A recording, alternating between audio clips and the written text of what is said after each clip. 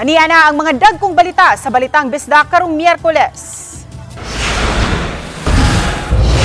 Pagdagsa sa mga pasahero sa mga bus terminal sa Cebu, inanay nang nag-abot-abot. Zero crime sa Holy Week gitinguha sa PRO7. Sent off sa 2,300 ka mga pulis gihimo.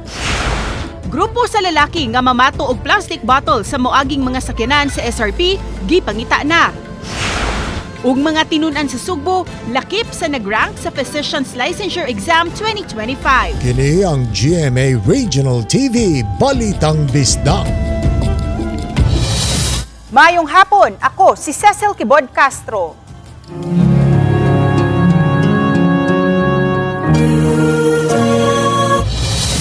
Karong Miyerkules Santo nga katapusang adlaw na sa trabaho ning Semana Santa, sugod ng midagsa sa mga pantalan ug bus terminal sa Dakbayan ang mga pasahero nga buot mamauli og mobakasyon sa probinsya ug sa uban pang rehiyon. Kumustahon nato ang sitwasyon karon sa live report ni Femery Dumabok. Fem?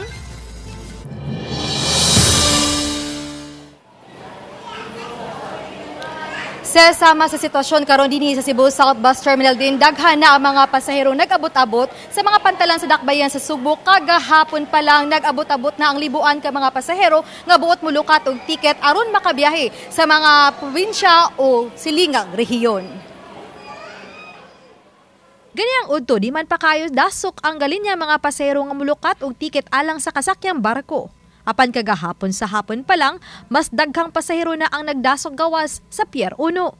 Matod sa mga pipila ka ticketing offices dinhi sa pantalan sa Dakbayan sa Subo nga aduna nagipipila ka mga biyahe sa barko ang nag-fully book. Sugod pa lang kagahapon sa hapon gani ang maong pag-fully book hangtod pa kini ugma Huwebes Santo. Fully booked na ang mga biyahe sa barko gikan sa Dakbayan sa Subo padung sa Plaridel, Misamis Occidental, Larena, Siquijor, Hitafi, Bohol ug uban pang bahin sa Bohol ug ang pipila ka bahin sa Eastern Visayas. Ang pagka-fully booked hangtod na ugma Huwebes Santo. Batod sa usa sa mga ticketing staff nga sa miaging 15 ka adlaw pa lang naglukat na daan og tiket ang ubang mga pasahero sa ilang main office ug mamahimo sab nga makalukat online. Kining muli ay sa Bohol nga gikan nagbakasyon dinhi sa Sugbo, lakip sa Milinya ganihang udto. Lakip na kining langyaw nga naghigala nga buot mo bakasyon sa Siquijor ang namasin nga makalukat pa og tiket. Do you expect this kind of influx of people here? No. We don't have tickets. Yeah, so we will see. I think, yeah, it's fully booked, but I don't know. We probably will get a car and then from somewhere else we'll take a ferry. Just chill out and enjoy our vacation. Nangiyawat in taon nga basin makasakay ka. Kasi ni ma'am ka nang bakasyon ninyo ha? Uli yun. Bakasyon ko Cebu, balik na po Bohol.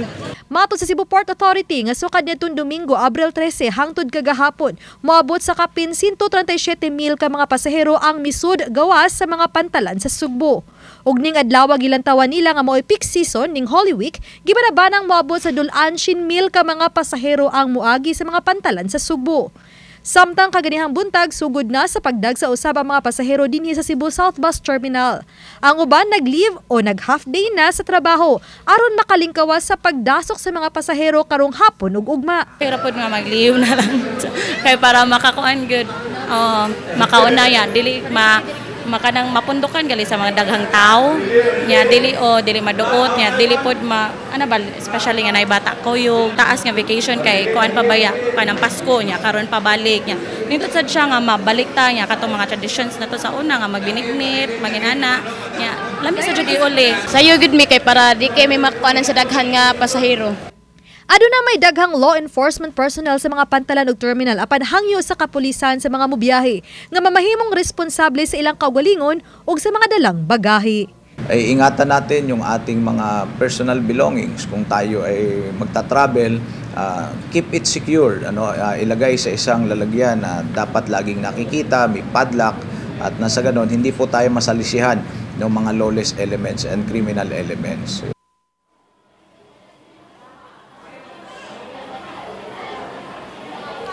Samtang sa sitwasyon din sa Cebu South Bus Terminal karong mga orasa dagsa na gyud sa mga pasahero diin nagsugod na kini sa pag-abot-abot sukad pa lang kaganihang udto.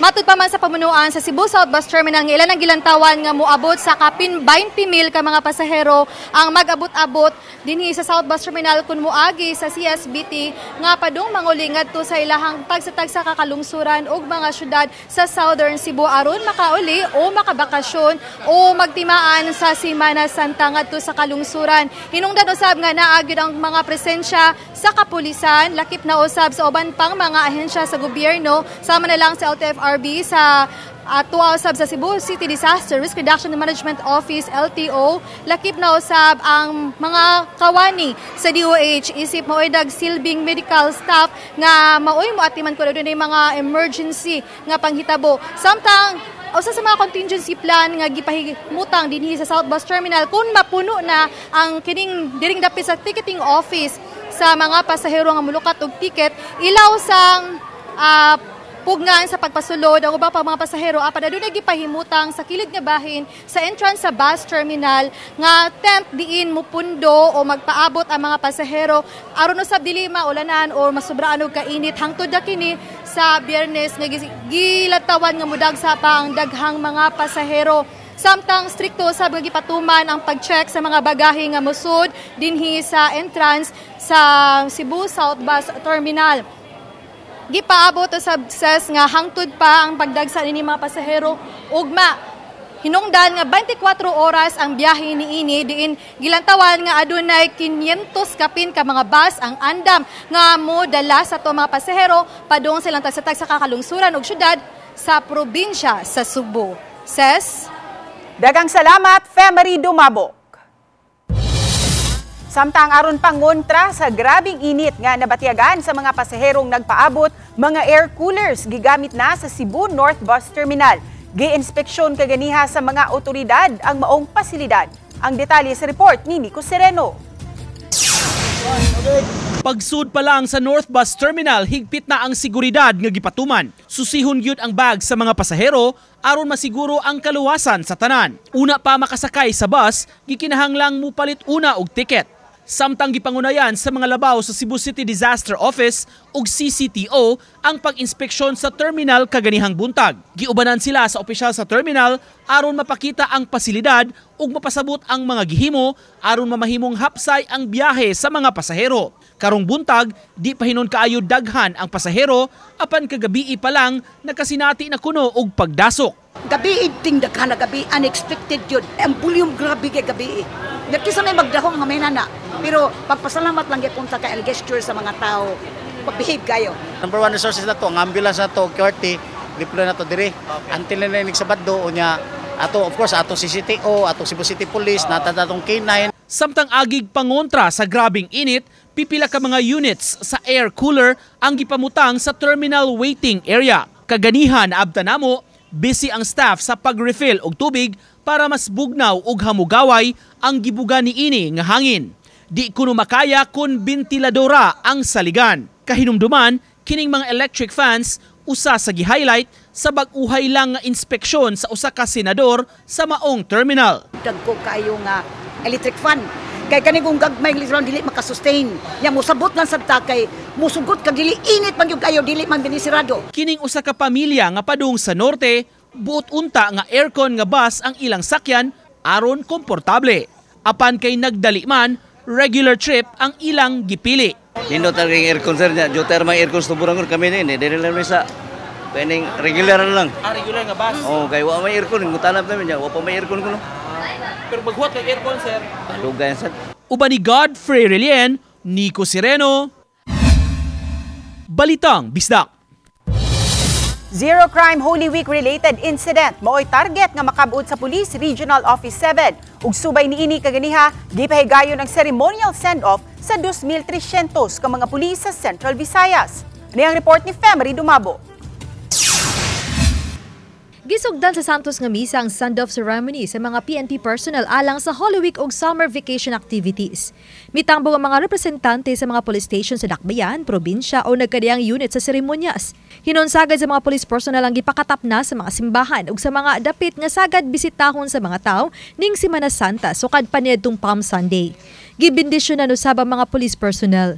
Mitambong sa sending off ang mga opisyal sa Cebu City Disaster Risk Reduction and Management Office dalang ilang kahimanan. Siyang mensahe giawag ni Police Brigadier General Rodrigo Maranan ang kapulisan nga paningkamutan nga zero crime incident ang pagtimaan sa nahibiling mga adlaw sa Semana Santa. To ensure that everyone here in Central Visayas will be safe and secure, to include their properties, their household, and their businesses that will be left behind. Iyang giawag ang kapulisan nga gawa sa police visibility ang ngayon usab nga mabatyagan sa publiko ang ilang presensya. Na yung ating presensya ay mararamdaman ng ating mga kababayan.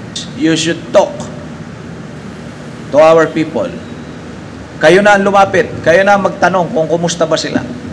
Kayo na magtanong kung kailangan ba nila ang police assistance. Samtang sa Dakbayan sa Talisay, mas daghang mga pulis ang gidestino sa mga dapit nga dagsaan sa mga tao ilabi na sa mga simbahan sa ilang full blast deployment karon. Nakigtagbo usab si Police Lieutenant Colonel Myla Maramag sa mga focal person sa Barangay Anti-Drug Advisory Council Kunbadak sa 22 ka barangay sa Talisay City. Giawag sila nga bantayan ng mga drugs ren diri ining holiday season aron dili matintal sa paggamit og balik sa ginadili nga drogas ug magpabili ng ilang pagka-barangay drug cleared. All 6 churches under our AOR nanay mga gitawag nato og police assistance desk nga naana po dito ang mga duties. Siguro unusab sa Cebu City Police ang police visibility tibuok Dakbayan bisan kun panlantawan ang pagningaw kay sagad sa mga tao ang manglarga sa mga probinsya. Ongoing coordination meetings with our barangay officials to ensure that residents that will be left na walay tao, no? Will be part of patrolling sa mga barangay tanod. Samtang gipahinumdom ni PRO 7 Director Maranan sa mga naka-field nga police personnel nga siguroong kanunay nga hydrated ug mupasilong gikan sa grabing kainit sa adlaw matag karon ug unya. Oban ni Cleofer Lumayag, Femery Dumabok. Balitang Bisdak.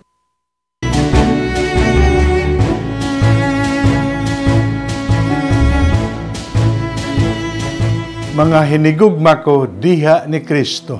Unta nga tuwa nga kasubo nining mga adlawa, duyog sa unang mga tinunan ug sa katawhan nga nakasaksi sa kamatayon ni Kristo. Mamahimo nga pagpamukpok sa dughan sa tinud-anay nga pagbasol sa atong mga kasalanan. Kini ang GMA Regional TV Balitang Bisdak.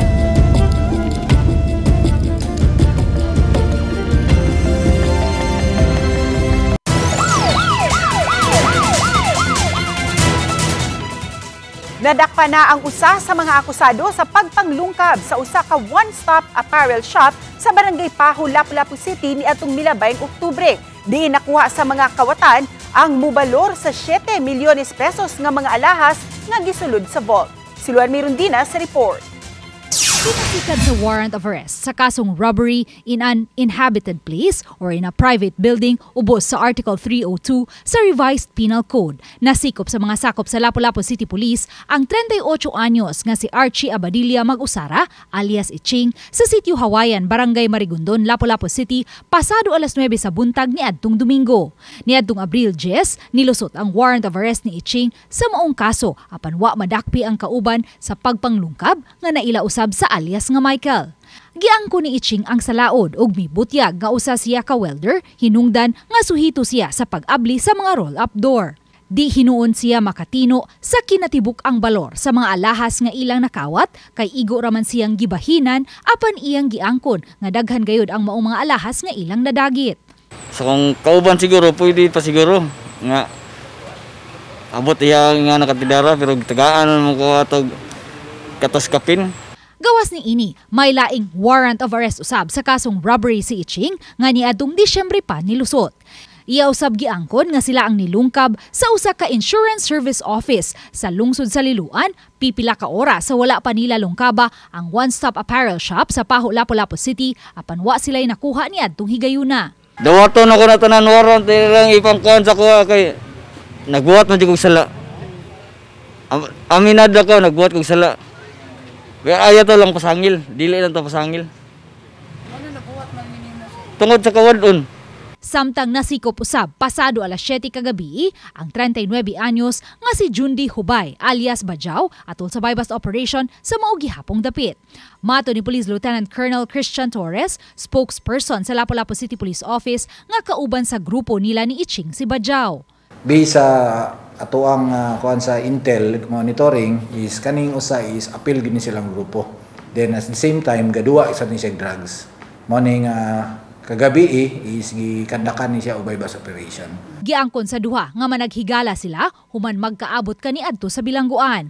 Apan ilang gihimakak nga nakakuyog si Bajaw sa pagpanglungkab sa one-stop apparel shop sa milabay Oktubre kay nabilanggo pa siya niadtong higayuna ug niadtong Nobyembre pa lang siya nakalaya. Gikan sa Bacolod ma'am na abot og sangkar sa Toledo. Gihapit niya sa balay Toledo.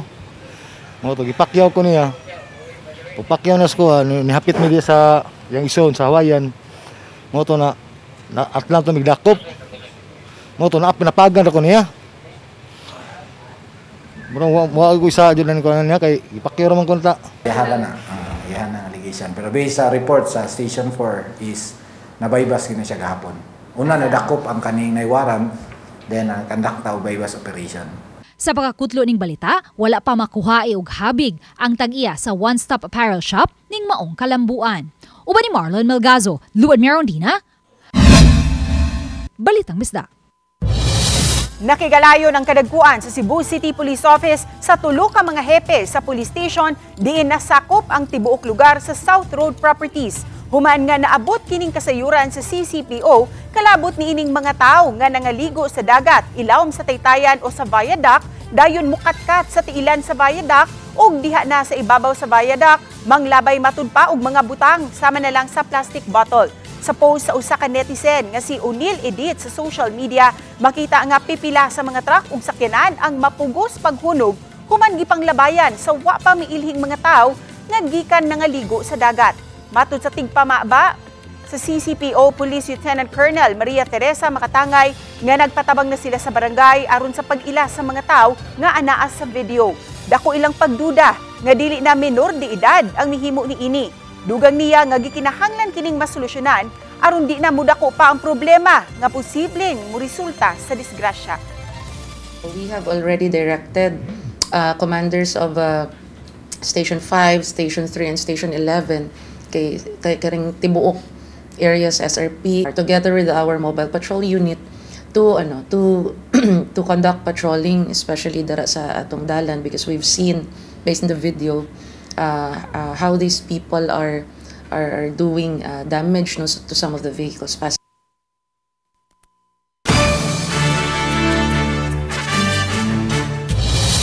Usa ka Sugboanon ang mitap sa baguhay lang gipagawas nga resulta sa Physician's Licensure Examination 2025. Atong ilailahon ng usa sa mga nanghawd sa maong pasulit sa report ni Nico Sereno.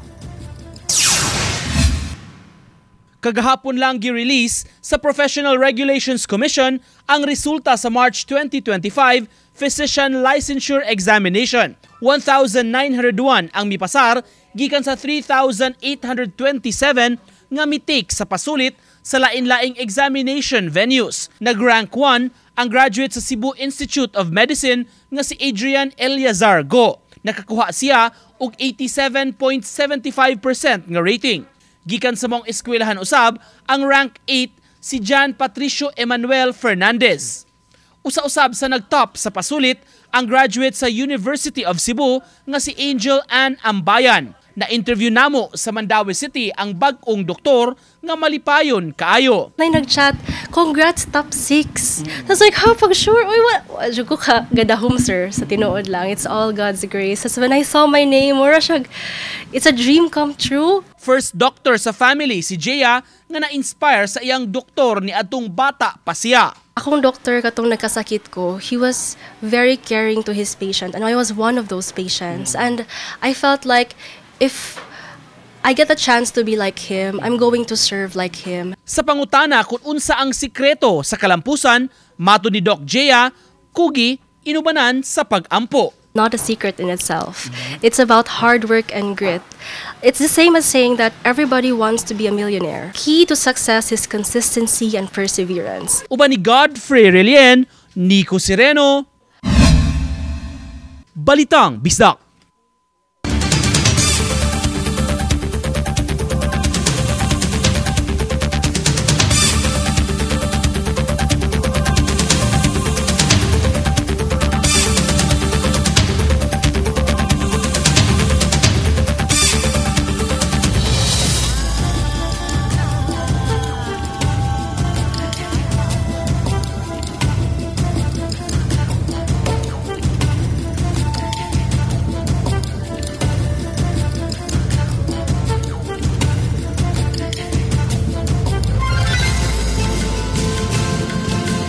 Kini ang GMA Regional TV Balitang Bisdak.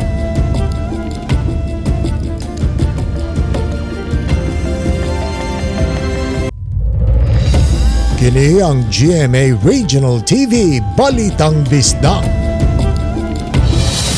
Pagpang-apod-apod sa Voters Information Sheet sa Lapu-Lapu City, nakasugat og mga pagduda gikan sa pipila ka mga botante nga gipanghatagan niini. Busa Comelec mipasabot kung unsa ang VIS o Voters Information Sheet.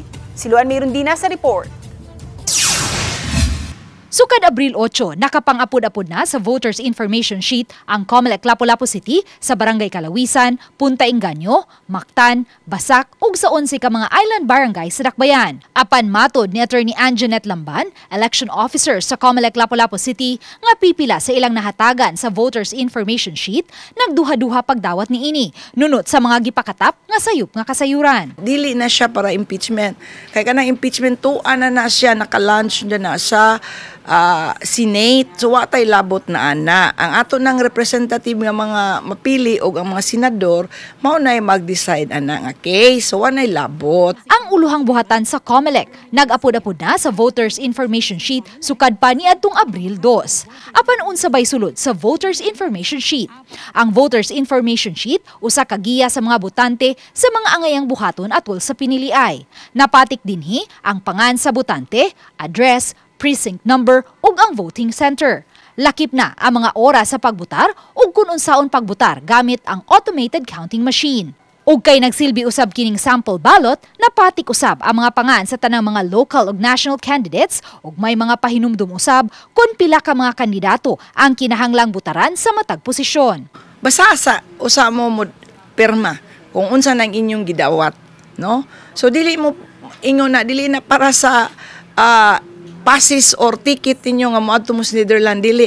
No, kay og moadto mo sa Netherlands tungod ana sa pagpirma ninyo, pirma po kog daghan para pirmi ko magbalik-balik dito sa Netherlands. Dugang ni Attorney Lamban, dili usab tinuod nga may pasukip nga tag 1,500 pesos ang matag Voters Information Sheet nga ipanghatag. Palihog lang, dawatan ni siya og basaha, no? So kay naaman lagi pud mi requirement nga ipa-receive niyo yung pirmahan, then palihog pud og pirma nga nadawat na ninyo. Kaya that is proof of delivery nga nahatag gyud sa inyo ang Voters Information Sheets. Si Comelec Chairman George Erwin Garcia mipasabot nga gikinahanglang mupirma ang mga botante o ang representante nga mudawat niini aron pagmatuod nga nadawat gayud nila ang Voters Information Sheet. Huwag niyo pong paghinalaan kung bakit kayo pinapipirma sapagkat yung pong kadahilanan sa pagpapapirma ay dahil ebidensya yon na kayo ay tumanggap na ng Voters Information Sheet. Yung aming mga tauhan, meron silang ID. Uban ni Marlon Melgazo, Luan Merondina, Balitang Bisdak. Ning pagtimaan sa Semana Santa karong tuiga atong gipangutana ang pipila sa atong mga kapuso nga unsay mamahimo nimong ipuasa ning pagtimaan sa Semana Santa. Matod sa atong kapusong viewer nga si Marvin Sato, magpuasa siya sa iyang mga sala. Alang kang Anuka Atatam nga magpuasa siya sa paglaag. Alang usab kang J. Lloyd Funtilar ug Mary Acebo, pareho silang magpuasa sa sobrang paggamit sa gadget ug sa cellphone. alang kang El Marlon Sagon. Panginom ug ilimnong makahubog ang iyang ipuasa. Ug mato ni Jomer Piquet nga ngayang ipuasa ang kahadlok nga walay kapuslanan. Kamo mga kapuso, usa ipuasa ninyo ning pagtimaan nato sa Semana Santa. Lenten presentation sa Archdiocesan Shrine of St. Therese of the Child Jesus sa miaging Sabado sa gabii nanawagan og pag-ampo taliwa sa mga pagsuway nga nasugatan karon. Samtang sa laing dramatic monologue naghulagway sa duwa sa politika nga mihatod sa kamatayon ni Hesukristo. Atong sayran pinaagi ni ining report.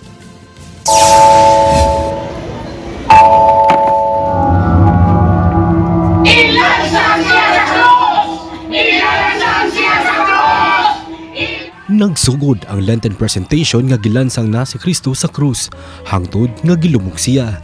Sa susamang Lenten presentation, naghulagway usab sa Pangulo sa Simbahan nga nagtinabangay aron malangsang si Kristo sa krus. Adunay eksena nga gipabantayan sa mga Romanhong kasudaluhan ang gilubngan ni Kristo, hangtod nga nabansay si Kristo. Miabot ang mga higalang babayi ni Kristo nga mutuaw unta sa iyang lubong apan ilang gidiskubrihan nga wala na ang lawas ni Kristo. Gipasabot ni Father Joseph D. Aquino, ang scriptwriter sa Lenten presentation, nga ang mensahe sa Semana Santa mao ang pagdapit sa pag-ampo. My friends, we have our own Galilees in life. Na mga panahon na usahay, magduda ta sa Ginoo, magduda ta sa iyang gugma. Na panahon nga natin mga pumutana, but go back to the Galilee of your life. Go back. Samtang auhag usab ni Monsignor Guillermo Gore, team moderator sa Archdiocese of Cebu, sa misaksi sa Lenten presentation nga mohimo og matinud-anong pamalandong aron maangkon ang unsa may gilauman. Samtang adunay lahi usab nga mensahe sa Semana Santa nga mahatag ang bag-ong natapos nga dramatic monologue sa kinabuhi ni Claudia Procula nga sinuwat ni Monsignor Agustin Ting Angkahas. Gihulagway ni Claudia Procula ang iyang banang si Poncio Pilato nga gustong magpabiling hupot sa gahom pagkagobernador sa Judea. Tungod ni ini, mitugot siya nga malansang si Kristo sa krus. Gipasabot ni Monsignor Agustin Angkahas, writer ug direktor sa Claudia Procula dramatic monologue, nga ang kasinatian ni Poncio Pilato mamahimong kasinatian usab sa bag-ong panahon. Sa iyang pamalandong, gipaambit na Arsobispo sa Subo Jose Palma nga ang tinguhan ni Poncio Pilato nga midapig sa sayop ug bakak aron lang makahupot gihapon sa gahom mao mihatod hinuon kaniya sa kalautan. He was the instrument of Jesus to be crucified, thinking he would hold on to power, only to realize what he hoped for is actually an occasion for his downfall. Kauban si Clans Gabutin, Mark Regia Abella. Balintang Bisdak.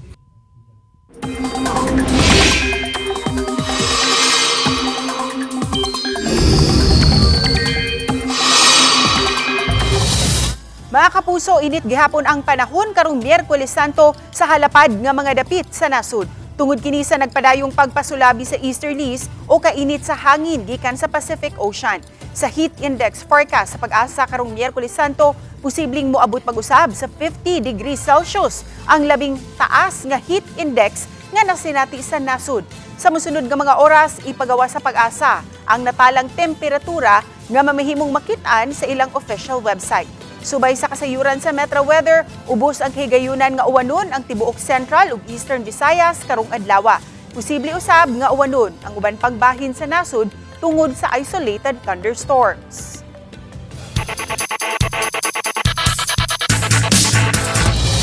Nalangkat sa Perpetual Junior Altas ang kampyonato alang sa NCAA Season 100 Juniors Basketball. Sa do-or-die Game 3 sa finals, gipildi sa Junior Altas ang Binild, Lasal, Green Hills Greenies sa score nga 101-67. Kini ang labing unang championship sa University of Perpetual Health System Delta. Giila nga finals MVP si Lebron James Daep sa Junior Altas. May average siya og 13 points, 11.7 rebounds ug 2.7 steals. Kami ang GMA Regional TV Balitang Bisdak. Kinatibuk ang puwersa alang sa mas dakong misyon ug mas halapad nga pag-alagad sa nasod. Mayong hapon mga kapuso.